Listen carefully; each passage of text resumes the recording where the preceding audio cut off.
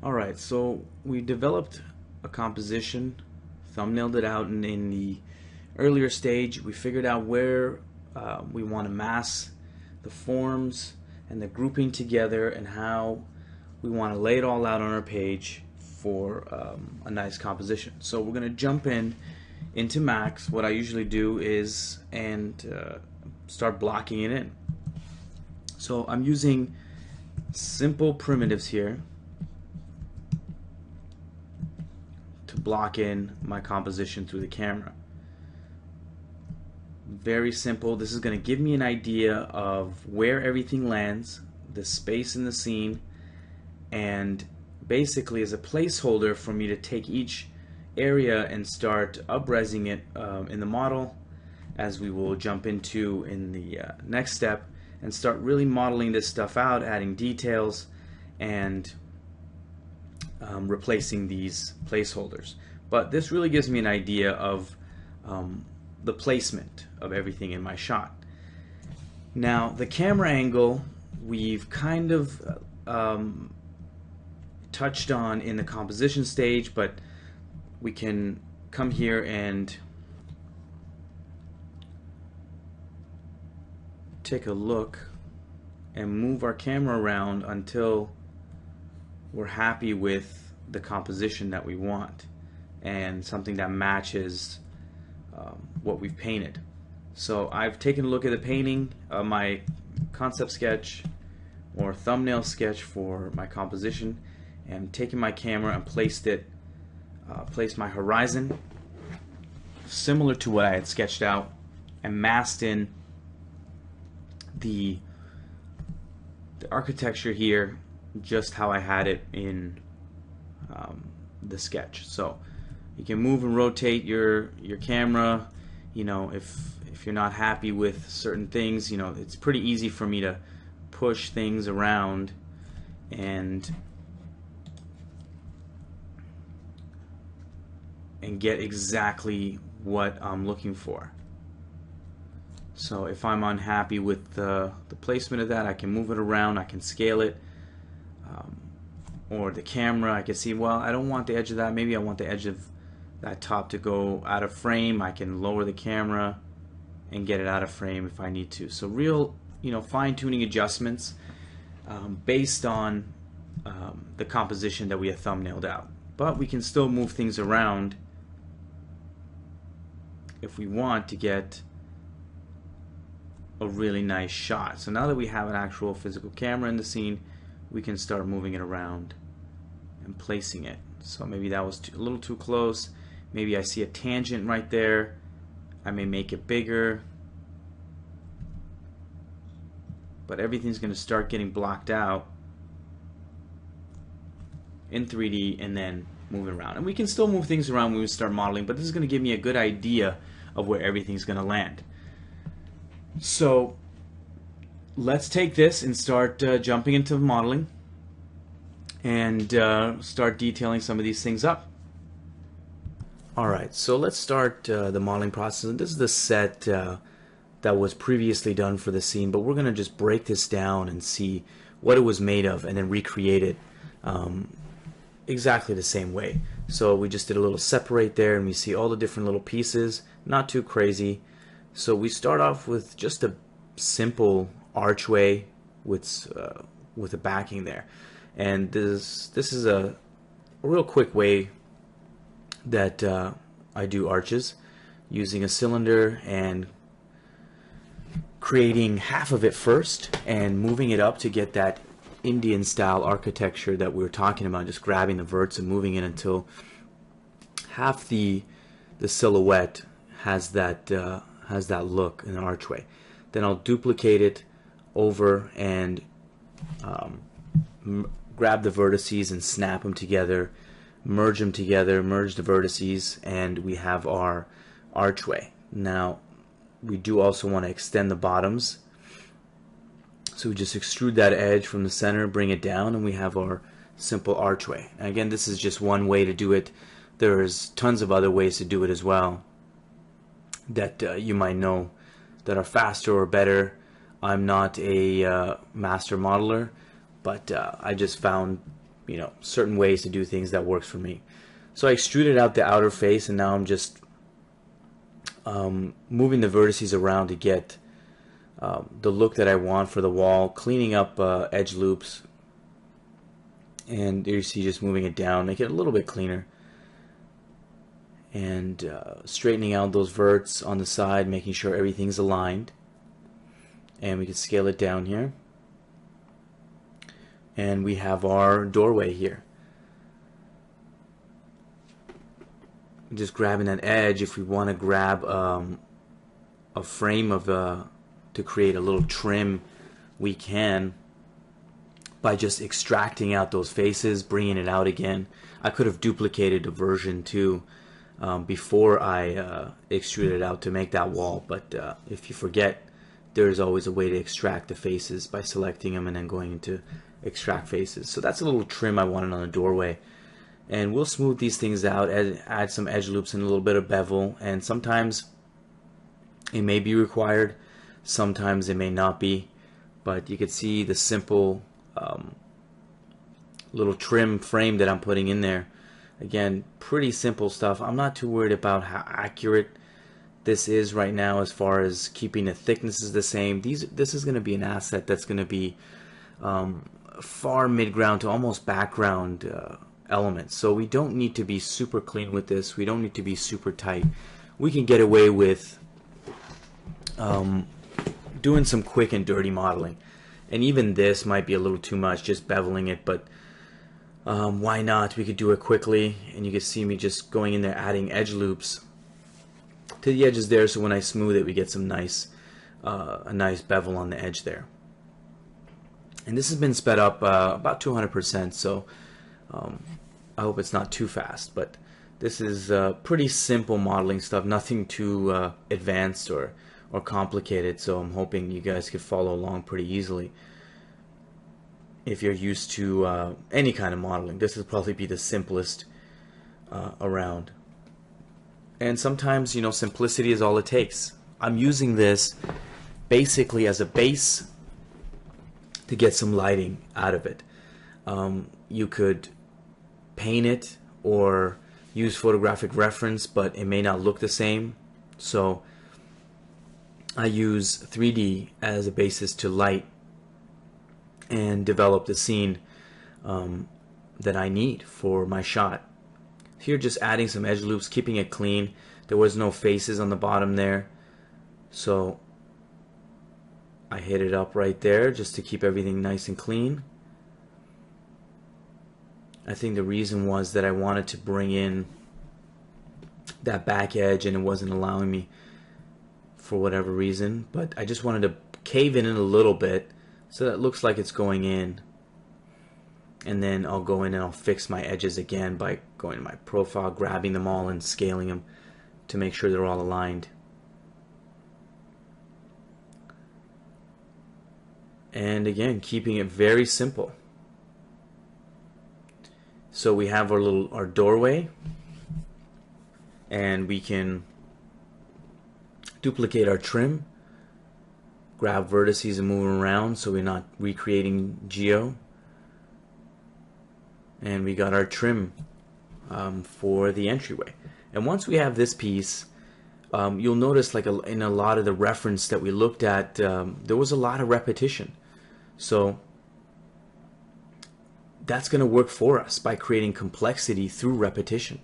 And that's exactly what I'm doing now, creating, duplicating it around, and creating my own design based on references, and creating complexity through repetition by using the exact same element, though they may differ texturally, but architecturally, design-wise, they're going to have the same look as each other. And this really helps with modeling, because you don't have to get into some crazy, high detail modeling. We can get away with having simple stuff and helping and letting our textures do a lot of the work for us, grabbing details from textures. And again, this only applies to faraway shots. If you have an element or an asset that's really close to camera, you may have to spend some, good modeling time getting all the details, all the nice bevels and trims and all of that, and then go in there and properly UV it so the textures fall the way they need to. So this is, you have to keep in mind where your asset is. If I'm modeling an asset for the distant background, especially during production, you can't afford to spend a week modeling something that's going to be fogged out in the background, or just way too far to see the details.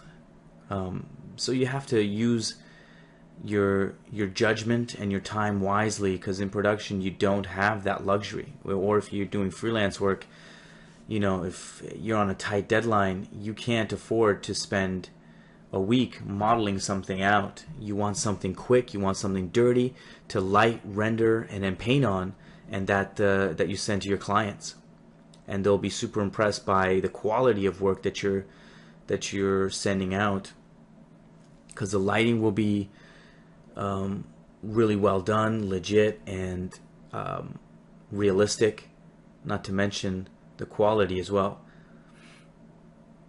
Going to be pretty high.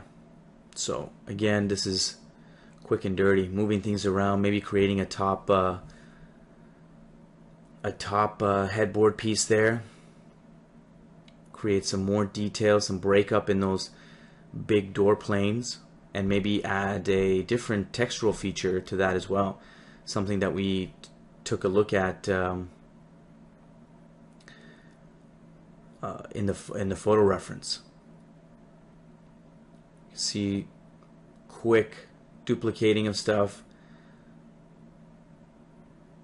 helps again with repetition.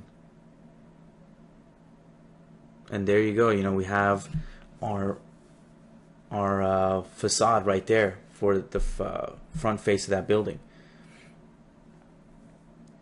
And here we did this kind of quickly, so we didn't think about it too much. But if we want some depth into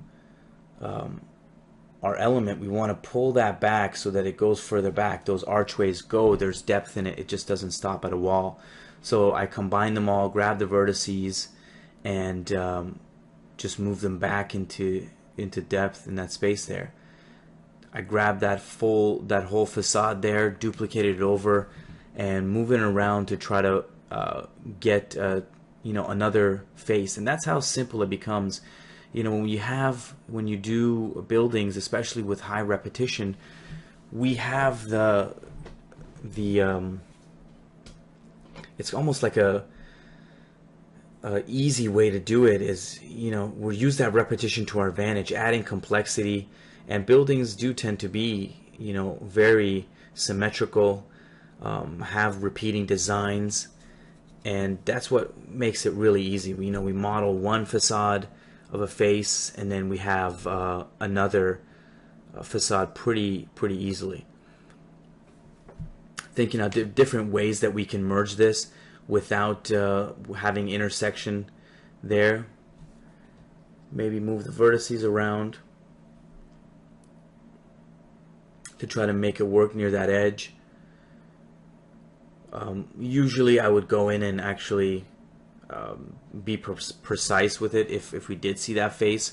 I don't think we see that face. It was just an example to show you how quickly you can duplicate a facade and get a full building pretty quickly by just duplicating the same repeating structure. So now we're putting a little bit of a top feature here for that edge, and seeing what could work, bringing it down maybe. It's just like a top trim, because we're gonna put some little railing features in there as well to add tiny little bit of detail, to also help with the scale too. Putting tiny little details will really help sell the scale of the building, because right now we don't know how big it is. And later on we'll put people, a ref man, close to this and build around the scale of a human being. But but for now, we're going to build it just to show how quickly things can come together. It's more about seeing how quick and dirty you can make things and still have it successful, the technique. So here I'm just using another primitive here to create a fencing detail, a railing detail. And this is again taking a look at reference and seeing what kind of designs they may have. And you can see how quick and primitive this is. Super super quick, super dirty, and it's because, again, this is a very small element in our faraway background building. We don't need to spend too much time on this. We can get away with pretty simple, primitive geometry. It's going to be scaled down too. So always keep in mind, you see that railing there in that example, kind of showing you what it's going to be at the end there. So creating the top and bottoms of this, again, pretty simple. And because we'll be repeating this quite a bit throughout the scene, you want to also keep it light too. You don't want to get crazy with the poly count as well. And again, keep in mind that this is a very tiny element in the shot. We don't need it to be beveled and looking all perfect with crazy intricate design and detail, unless it was close up to camera. And once we have, of course, one, we create a element that we can repeat repeatedly right there. You can see we've combined it, and now we're just duplicating it around and then grabbing a bunch and moving it here into place. And you can see the scale of that thing and what it's going to appear like in the shot. So we don't really need to be too fancy with it. Grouping it, moving it down, and here we cut to duplicate it all over the place. I didn't want you guys to sit there and watch me press the duplicate button there, so just duplicate it around. Now what I'm doing here is, and you'll see me doing this a lot, and I recommend this whenever you're doing a CG scene, especially with architecture, is CG tends to have these razor sharp lines, and whenever using primitives like we are, you're gonna get those super, CG lines in architecture, and nothing, in the real world, unless it's been machined by laser, mechanical stuff, is gonna have a perfect straight line. So all I'm doing is I added some resolution. I'm grabbing the verts by hand and just moving them slightly to the left or right or up and down, just to give it a little break up in a line. You can see along that edge, it's now a little wobbly. It doesn't have to get too crazy. You can see that edge I'm pushing and pulling as well, and I'll do that along every kind of vert here just to create a more natural feel to it. Again, we're keeping it very subtle. That's all it needs, is a little subtle push or pull, and you have your imperfections, and you can and it shows in your geometry as well, like especially these kind of rectangular shapes. You want to push and pull it just a little bit, and these are supposed to be also old buildings with a lot of wear and tear, so you'd expect to see some deformation somewhere, again, but keeping it very subtle. And I'll do this along everything, and usually I'll do this before I duplicate it so that I don't have to go one by one and do it, but I think I forgot and I wanted to include it, so I went back and just to show you guys how it's done. Yeah, just on a little bit of edges really goes a long way to taking that CG feel out of your lines, that super crisp line. So yeah, we're gonna do that all around, and make sure that we don't have any straight lines. We duplicate on the bottom there, and we'll keep going with this until we're happy with the breakup of the lines.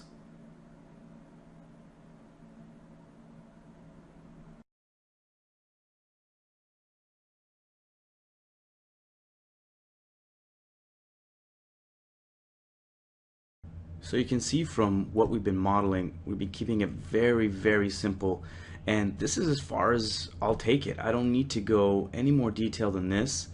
Unless, of course, your shot is really close up, we have a close-up building in here, then we might want to model a lot more details. But for our shot, you know, having the building about that far away and using textures really, as we'll jump into the next chapter, to really push a lot of the photoreal detail, we're not going to need to model every little you know, architectural detail. We can get some of that from the texture, and again, it works from the distance that this building is from camera. Again, if it was really close to camera, we're gonna have to do a lot more modeling. Pay attention to bevels, keeping it super clean. I kept it very loose. I mean, you saw how simple, you know, this stuff was. I don't need to bevel it, I don't need to smooth it. All we're trying to get is, with these things especially, is just architectural details that are small and add complexity to an otherwise simple form. And we can move this around as much as possible. We can make this door bigger, we can duplicate a main entrance here and there depending on the style that you want. And you know, I took a look at reference that we looked at to model something close to what was in the reference there, but just change it up a little bit. I want this to feel like a grand palace, and of course grand palaces, things like that, have a lot of repetition, and that works in our favor because, as you saw, you know, we model one door and we have an entire facade that we can then duplicate around and get real complex breakup in our building for free. And model the dock again using the same simple techniques. You can see how simple this is. This has got a little bit more of a bevel to it. I may have gone even too far on this, but see how simple that is. And these are all repeated, so once I have one piece like that, I can then duplicate it and keep it going to as many as I want. And this railing, a little different than the one up top, and it's good to change things around. But again, you can see how simple this is, duplicating these shapes, and the railing here, primitive cubes, keeping it very simple. Again, for the size that it is in this shot, when we're viewing it from this distance, you can barely tell really what it is. All it's doing is adding a visual complexity through repetition. This main structure here, again, pretty simple stuff. These are primitives, just beveled and extruded a little bit to get a shape in there. Again, the railing, simple, all really simple modeling. And that's the thing that I want to stress is I'm not a master modeler. Again, like I've mentioned, I use modeling as just a quick tool to get what I need out of the shot. I'm not going to be displaying this model as check out my modeling skills. It's going to be just for the purposes that I need, and most of the time you're going to get pretty simple geo, and it's done through texturing, maybe displacement and bump, normal maps to get the detail out of it. But for the most part, unless again it's really close to camera, we don't need to model all that fine detail. So this is as much as we need. And again, you can see very simple modeling. We're going to jump into just a few different pieces, something like that we can create real fast, and to get different types of archways. But for the most part, you can see how simple it is. And once we get some stacking on this, we can see how it starts to gain a little bit more visual complexity as you add more stuff to it. And we're going to be adding trees to this as well to break up that architectural facade there, and to add a little bit more visual interest, lights illuminating it all, and really get this thing to come together. So we're going to jump into a little bit more modeling, we're going to jump into maybe little of these little details. Again, these archways, pretty simple, but we'll just jump into them real quick. I'm not going to spend too much time on it, but you can see the same type of repetition happening in this little palace here. Same railing broken up this time. We can delete faces to add a little bit more of a destruction feel to it and add more interest. You can see I've broken it up as far as that straight line and edge that we were talking about, but pretty much the same things happening here. And once we have one face, right, like that, we can duplicate it and just angle it to create a different shape and facade. And then that's one building, and we duplicate it for another, and all of a sudden we have a whole brand new building. So keeping it very simple, we'll jump into some domes. We'll jump into a little bit more of architectural details here. Still keeping it simple, but adding complexity through repetition. All right, let's jump into it. So let's jump into doing the base for the main dome there. So let's start with a cylinder again, pretty primitive. And I add some subdivisions there, and I select, 3 faces that I want to extrude based on the design. I'll extrude it out a little bit, and I'll delete the caps because I wanted to do my own caps here. And here we are straightening the faces again, making sure they're all aligned. And I have a little bit of extrusion, which is good. I wanted a little bit more architectural detailing to this base than just having a big cylinder. So here we're creating a little bit of a cap for our top there, so just it gives us casts a little shadow too. That's what we're thinking about. And then we extrude this part in a little bit so that we have a little bit of occlusion in there too, just to help break up the form, and also to create scale. Those little tiny slits help to create scale. And this is here going back again, doing the beveling. And this might be too much, but just I did it anyway, just to give it just a tiny bit of bevel, because we might catch some light on here, and maybe nice to have bevels. But you have to be careful, because you don't want big bevels. This is a really huge piece of architecture, and if you have your bevels be too big, it can hurt your scale. So we want to keep those edges tight. We want to smooth it, so we keep our bevels really tight as well, creating some nice clean bevels that will help us with our scale. Going around again, nothing too exciting here, but sometimes doing stuff like this, put on a nice soundtrack or a nice album and just throw on some headphones and just do some mindless edge work or some modeling. I'll put on a movie in the background or something that I've already seen, so it won't distract me. And you get through it, and you have fun with it, and before you know it, it's done. So you smooth it out. We can see the bevels there, and what it needs is support edges, the way I like to call it. And when you have a bevel that's too tight and no support edges, you have the faces kind of freaking out a little. So that's where you see me adding, kind of like in between edges, like there. And you'll see it. I tried to harden it, but it's just adding some support edges like I am here to help with those edges. You can see right there, by adding just a few more just a little bit more resolution near those edges, keeps it nice and clean. Now this is probably getting a little too high for my liking, but it's fine. We're still pretty low overall, and keeping it clean to me is worth it. So there's the back cylinder base that we're going to be reusing too multiple times.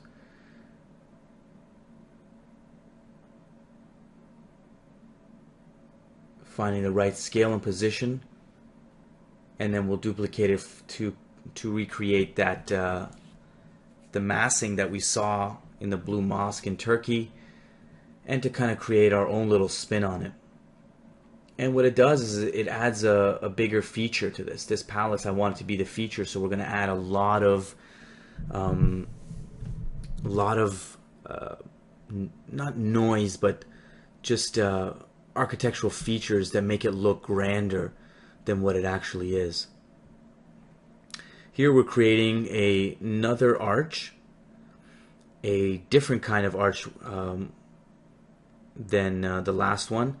You can see how you can recreate some of those same Indian designs, and again just duplicating these three and combining them, making sure our vertices are snapped to each other so we have a nice clean edge here, and then once we combine it we can weld those vertices together, merge verts, and it's one piece, clean, delete the history, and then we can what we do again is the same way we extrude them. And because this comes out in a weird way, it's going to take a little bit of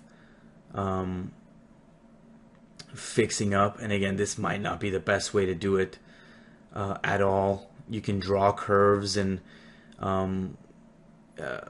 you know, loft between them and stuff like that, but I just do it this way. I don't know why, but it works, and I get the shape that I want. There's probably 100 different better ways to do this. Again, it's not so much about how to model it than actual keeping it simple for what we actually need. And most of this stuff will probably be old to you guys, very simple and maybe even primitive. You guys probably be a lot better modelers than me, but to me it's not about the modeling part, it's about the painting area that's really going to come and make our stuff look realistic. This is just throwing in some geometry to get us 80% of the way there. Creating a little base for this guy. Messed up on that, so just pull that down.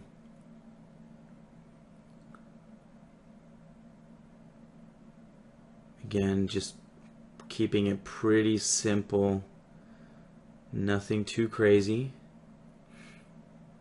Adding some architectural details, and although I'm adding these details, again, it's a pretty simple stuff, and they help break things up, add a little bit more interest to some areas. Again, this is going to be further away, but just that little bit could cast a shadow or an occlusion and help to break up maybe a regularly long and boring piece.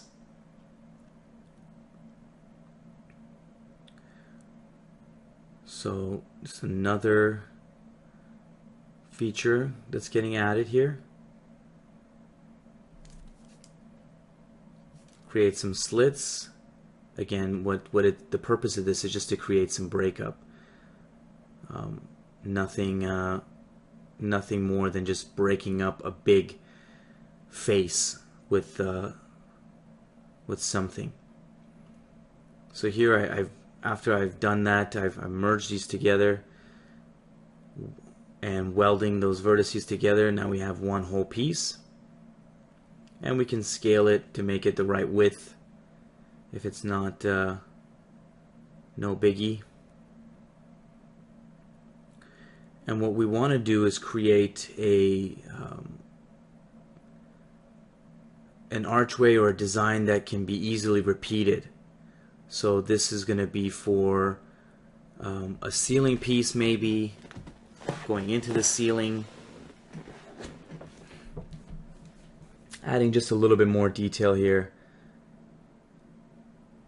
Again, don't have to be too detailed with this stuff because it's going to be pretty small, but sometimes it's fun to just go a little bit further. So there, I'm deleting that so we can duplicate that and create repetition real quick, and we have a different kind of archway. that we can use for our piece. So same thing here, same thing that I did. And what I did here was I created a piece. I centered the pivot around the center of our cylinder so that when I rotate it, it's going to rotate around that center. And I rotated just a little bit with the spacing that I want, and I'll take a note of the spacing that's in my attribute editor, and I'll duplicate special around that axis with let's say it's a 10-degree turn. I'll throw that in and I'll duplicate it a number of times. I think 30 times or 40 times was the amount I duplicated it, and it's just a trial and error. I didn't know that number exactly off the top of my head. I may have tried it a few times to get the exact amount of copies that I would need, and that's what we got. That's how we got that detail in there. Now we're doing a little bit more of a stylized dome.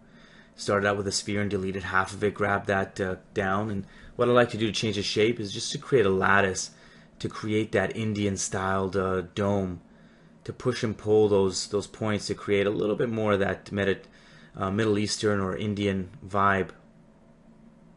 Pulling it down, and sometimes I'll even grab verts and move them. And again, I'm looking at reference when I'm doing this too. And now let's create a little trim at the bottom there for when it sits. And this is just one dome. You can design your dome or domes any way you like. This is just to show you guys different possibilities. By just creating a lattice and moving stuff around, you can create different designs that you want.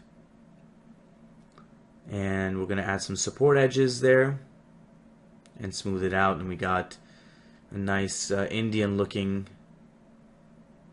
or Middle Eastern looking dome to fit our theme. And again, let's do another version. Let's do another dome here, maybe a different style, and then we'll wrap this guy up. But this one we're going to do for the main dome. We want to create some faces, so it's not perfectly round. So we lower the subdivision to create a little bit more faceting there, you can see. And this way I'm going to create a top trim, and this is how I do it. I'll just create 2 edge loops, select the faces there, and go into my mesh, separate, or extract the face, because we want that face underneath it to be out there. I think I messed it up, so I have to just do it again real quick. And I didn't want to separate it out to cut it out. I wanted to extract it out so that there's faces underneath it if I needed it for any reason. So there it is. That's my face selected. Now I'm going to extrude it out, and this is how you create that trim at the top there, and keeping it perfectly aligned on its bending axis. And you can go in there and design any kind of trim. Here I'm just extruding out to create a little bit more of a sharper edge, where I'm going to add a little bit more of those details that we liked in the photo reference. Alright, so showing you a couple different ways that you can do domes here, and we just finished off this guy with the same technique, doing the middle parts here. We added more repetition and even more with just one simple piece here that we modeled. Again, you can see it's nothing too crazy. We duplicated around, skipped it so you guys wouldn't be so bored. And I created some kind of design and reused the same thing here to finish it up.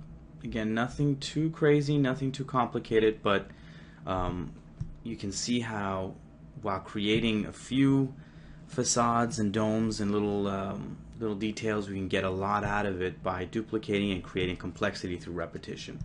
So we're going to jump ahead now. I think you guys can see how keeping it simple like this is enough to get what you need out of it. We didn't do anything too complicated here, and again, doesn't matter what software package you use, Max or Maya, it all does the same thing. And basically using the same things we created, we're going to fill out the rest of the scene and jump into texturing, and then we'll go into lighting, rendering, passes out, and then finally how it all comes together using your passes to jump into the final painting. Alright, so let's jump in.